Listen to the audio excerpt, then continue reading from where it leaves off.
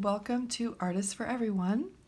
And in this episode, we are going to paint a sweet little chickadee using a new paper that I want to introduce you to, and also the beautiful wild thorn watercolors and a few other supplies. So I'm going to talk about the paper first.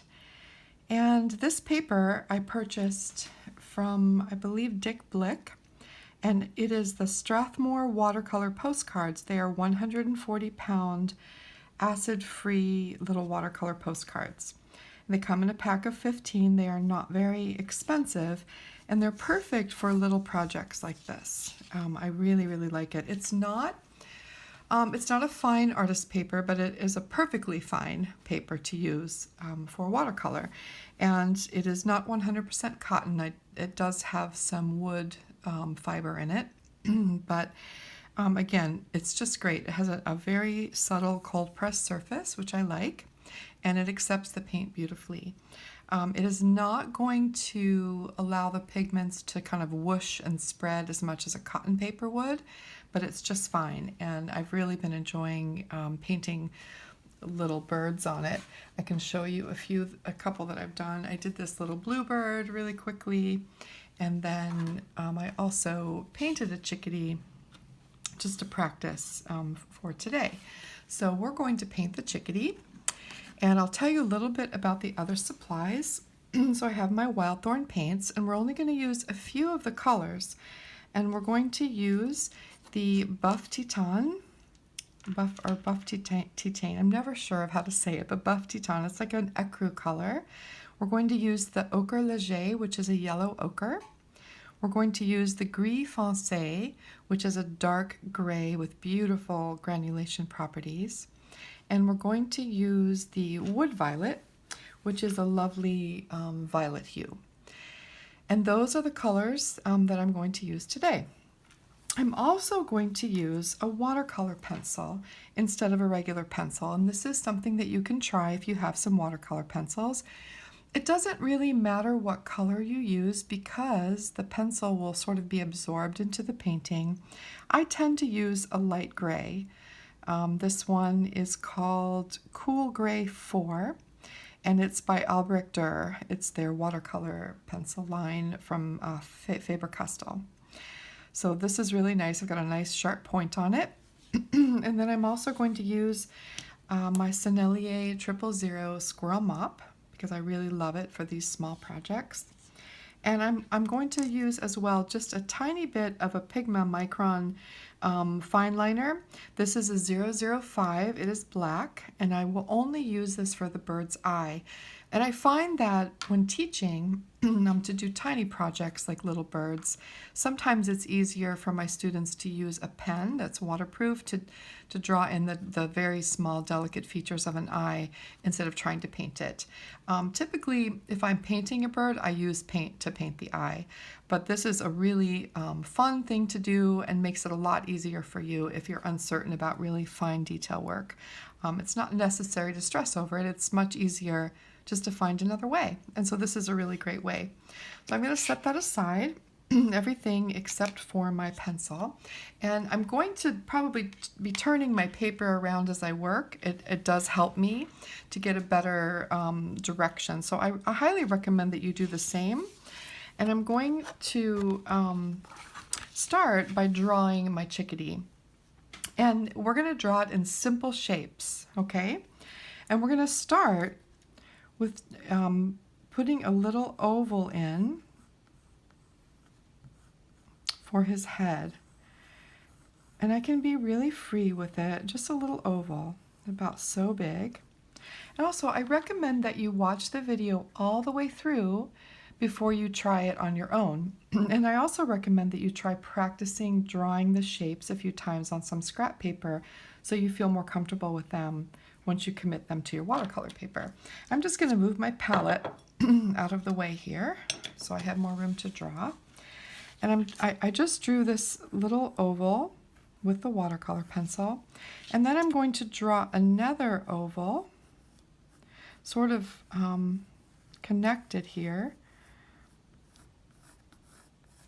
and that's his body. So I have an oval sort of on its side for the head, and then I've drawn an oval for his body, okay? And then I'm going to draw sort of a rectangle shape coming out at a diagonal here for his tail.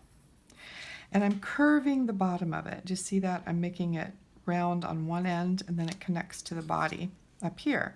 So I've got an oval on its side, an oval vertically, and then this sort of rectangle with a rounded end coming out for his tail. And I'm going to take my pencil and I'm going to draw a line sort of 2/3 of the way over here on this rectangle, and then just sort of curve it at the bottom. So do you see that? Pretty simple. And then I'm going to draw a little branch for him to sit on, and I'm just going to pull sort of a straight line out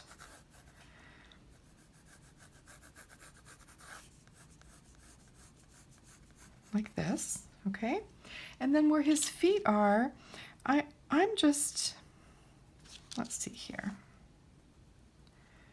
just going to put 3 little lines coming this way and 3 little lines coming this way. So his little feet are kind of tucked under his body, and his little feathers are sort of coming over, and then these little toes sticking out.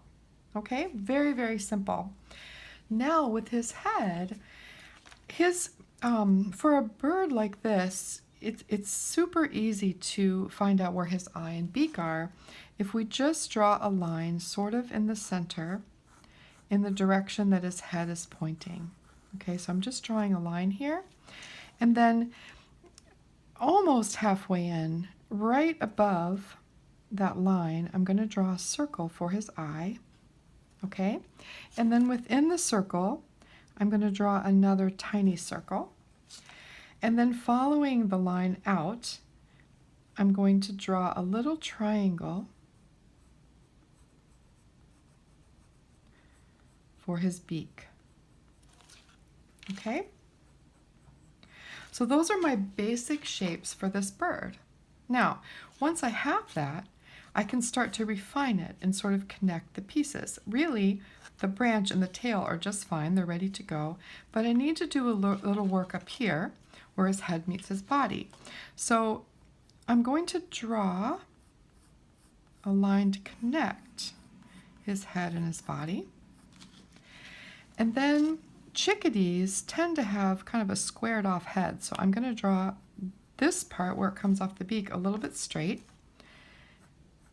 And then follow that curve of the head all the way up.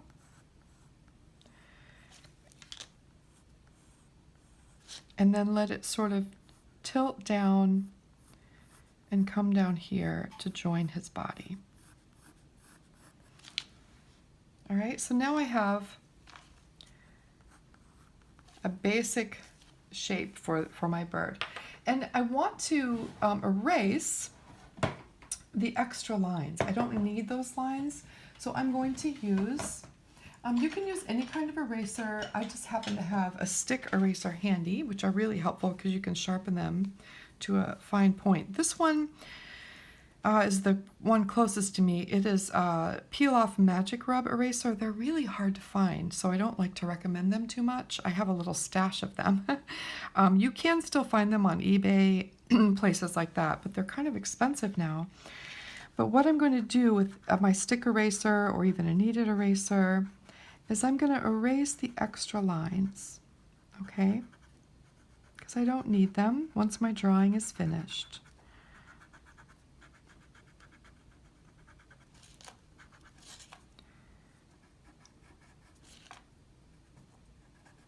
Again, if you miss a few, it's fine because the watercolor pencil will sort of dissolve as we start to paint. And I'm going to use a brush just to clean off my paper. You can also use a feather or any kind of brush, even your finger, as long as it's really clean. And just brush off that eraser dust. And now we are ready to paint our chickadee. So I'm going to bring back my palette. so you can see it. And I've got this little flower mixing dish that I can put pigments into to add water into them. And I might tilt my paper a little bit because I really want you all to get in the habit of doing that. It's super, super helpful for us. And the first thing I'm going to do is I'm going to paint his body.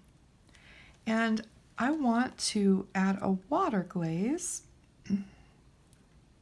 to this oval and just pull it down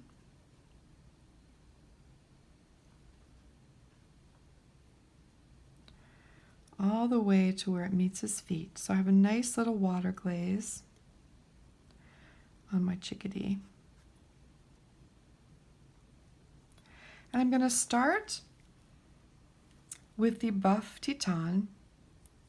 Grab a little on my brush and put it in my palette so I have a nice kind of juicy mix of it. And I'm going to drop it in to the top of the oval and then down here along the bottom. And I'm just dropping it in. I'm letting the paint move around, and I'm not smoothing it too much because even leaving little bits of white spaces is lovely. And then once that's down, I'll grab the yellow ochre or ochre léger, and again, put it into my palette, mix a little water in, and I'm going to drop this color along the side of his body and just sort of coax it down the side.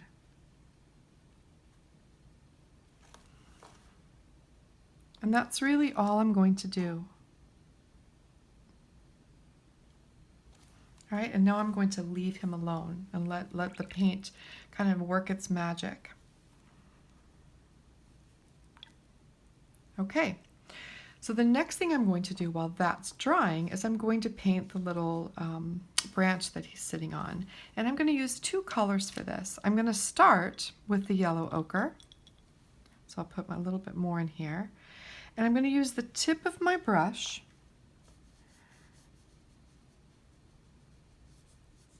to pull it along where that little branch is.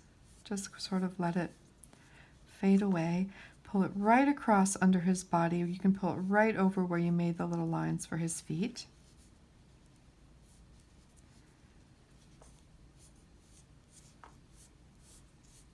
Give myself a nice glaze of that color.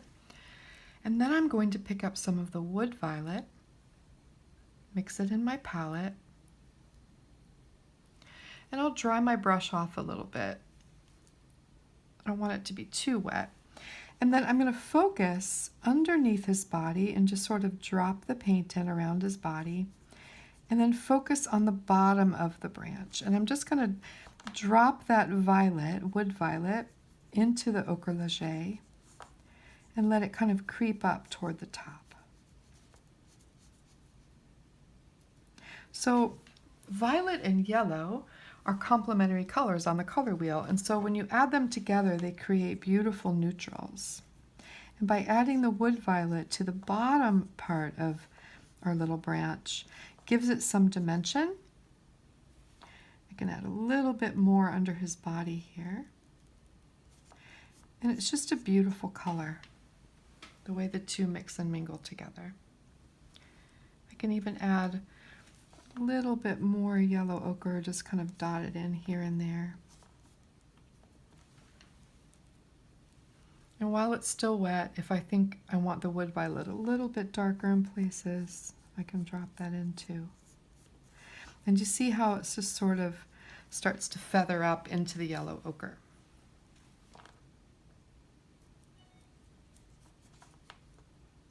So that if you mix the two together on your palette, you would get this kind of lovely pale golden brown. All right, so now that this part is done, I am going to draw the eye. And while this is drying, and I'm going to turn my paper around so I don't get my hand in the wet paint. And I'm going to use my Pigma Micron. And I'm going to start by outlining that little white area that we drew inside the eye. And then I'm going to outline the eye. And I'm going to fill in this area with the black ink.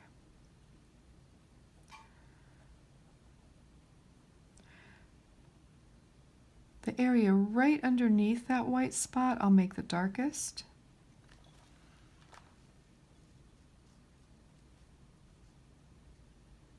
There. So now his eye is colored in. And you really just want to leave a little sliver of light, the catch light in the bird's eye. And it's fairly easy to do with these fine pens. So that is kind of my first layer. And I'm going to leave this to dry, and then I'll be back to show you the next steps. Okay, so my first layer is now dry, and you can see how the paint dried very softly, and it kind of gives the illusion of these white feathers on his breast, and the little branches just right. And so now we're going to add in some gray to his head and his tail. And I'm going to use the gris foncé, which is a beautiful dark gray with lovely granulation properties. And I'll put some in my palette. And I want it to be fairly dark, so I'm going to grab a lot of that pigment. Give myself a nice little reservoir to work from.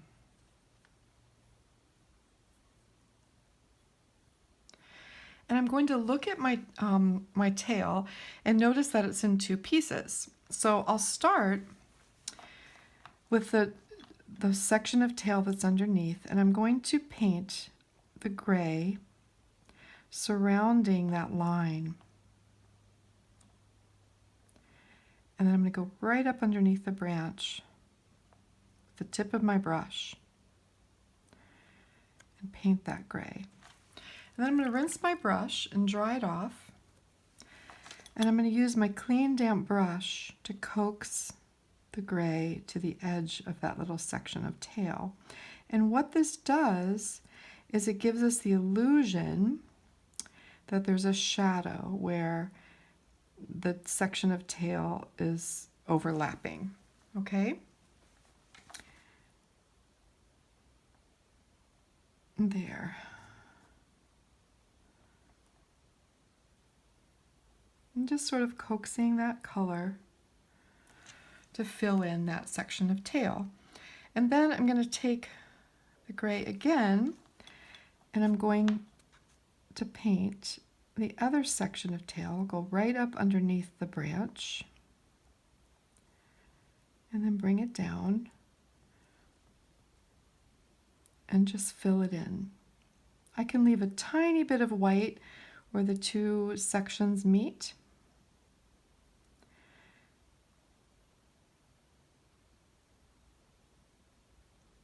But notice I'm using the tip of my brush. I'm really holding the brush toward the bottom. There. I can add in a little bit more right underneath the branch because there would be a shadow there.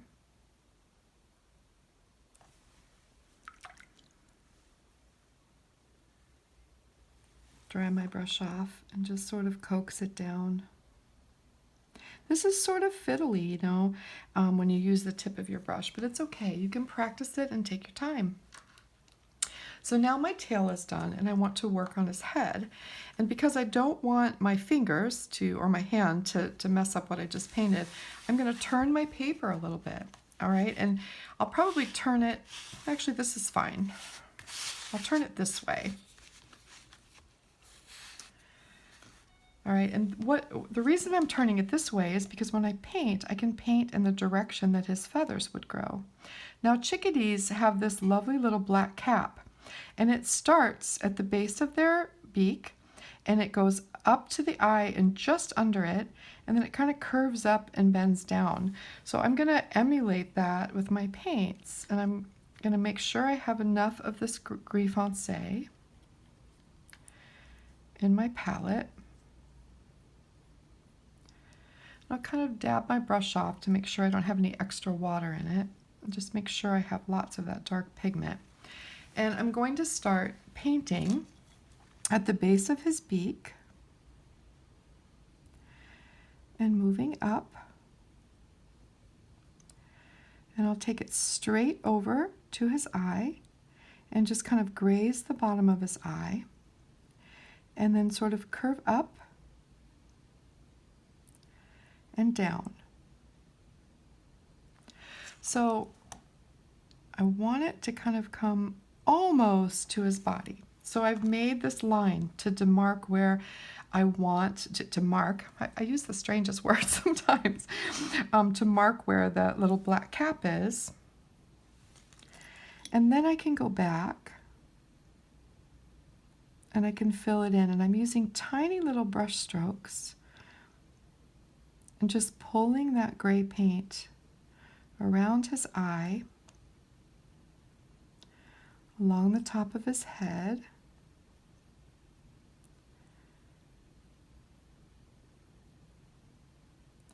all the way over to the edge of his head.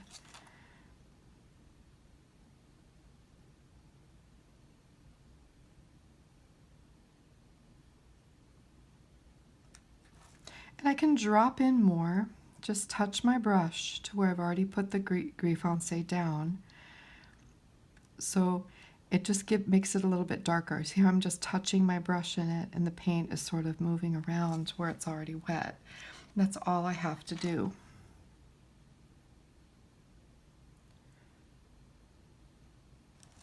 Okay, and now I'm going to give the bottom of his face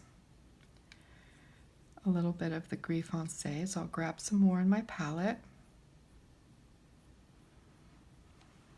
And again, I'll start at the base of the bottom of his beak. Actually, I'm going to turn it again. I'll start at the bottom of his beak and bring the black, the gray, down to meet his body. And then again, use the tip of my brush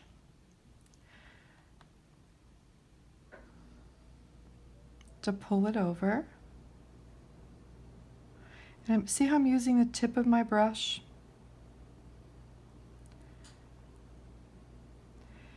And I'm using little dart strokes, sort of, so it looks feathery where I meet the white.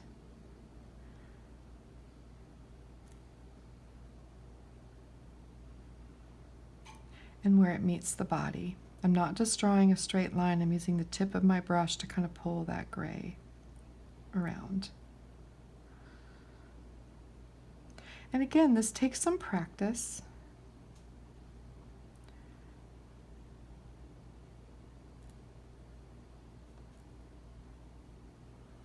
There. I can clean my brush off. And where his little black area meets here, I'm just going to sort of fill that in with clear water and let that paint soften.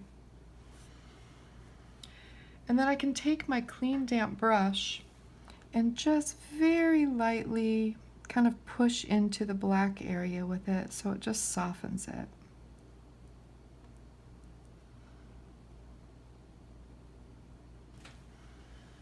And that's all I need to do for his head. Now we're going to work on his beak. And I'm going to use the gris foncé again. And I'm going to turn my paper so it's a better angle for me to work. And I'm going to use the tip of my brush again to sort of draw a line in the center of his beak to the end of that little triangle that makes his beak. And then I'll draw a line for the top. And I'll just fill in the bottom. Because the bottom of his beak is going to be a little bit darker.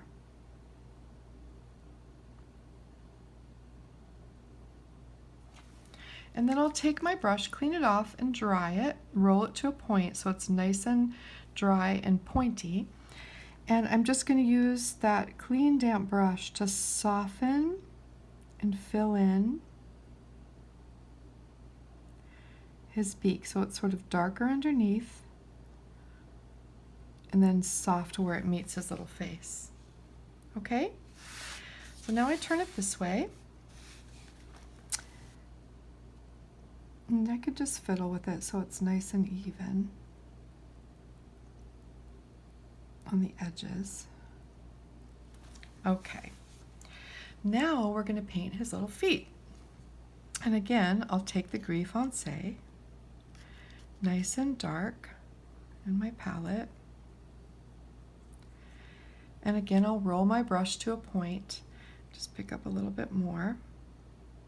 And all I'm going to do is draw little lines. So I'm where his foot is on this side, I'm just going to draw a long line that just sort of comes off, and then a shorter line right next to it, and a shorter line right next to that.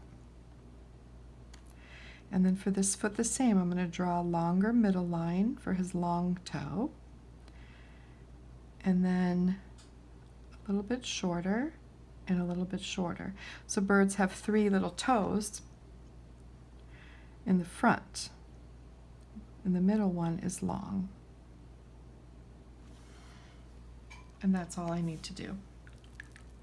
Now, where he meets the branch, he's going to be a little bit darker, so I can take a tiny bit of that gris foncé on the tip of my brush and just sort of feather in some darker color.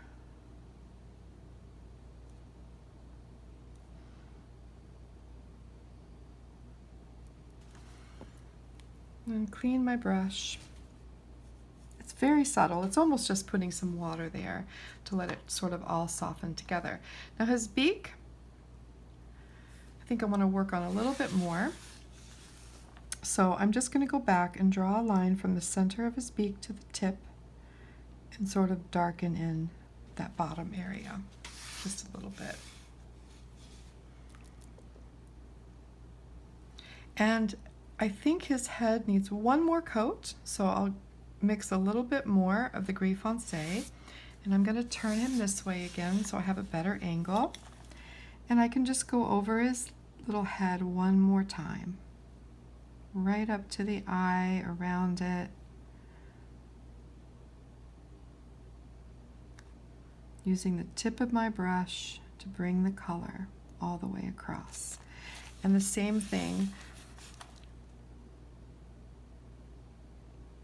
for this section.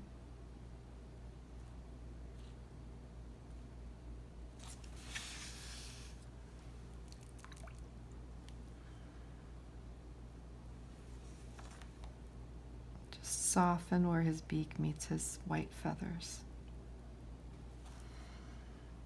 There.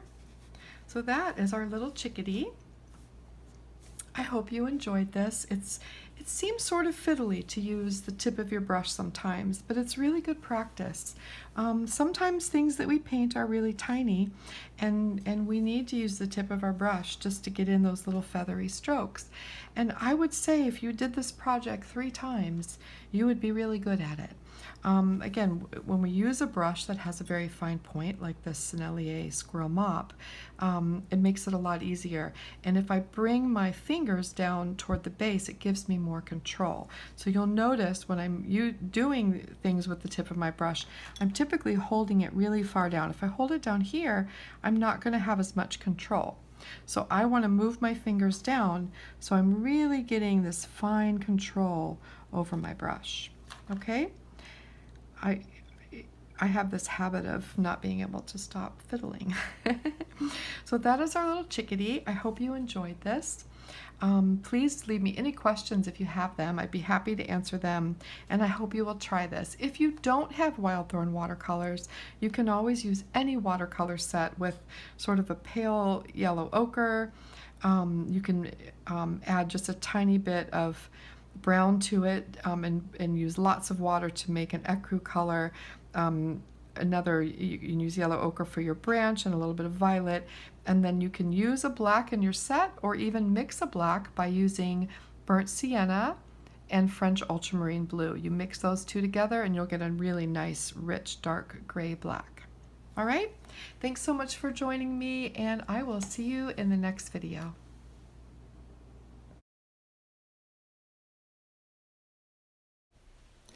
I hope that if you try this project and paint your own little chickadee, that you'll share it with me on my social media outlets. You can find me on Facebook at Kateri Ewing-Watercolors and on Instagram at Kateri Ewing.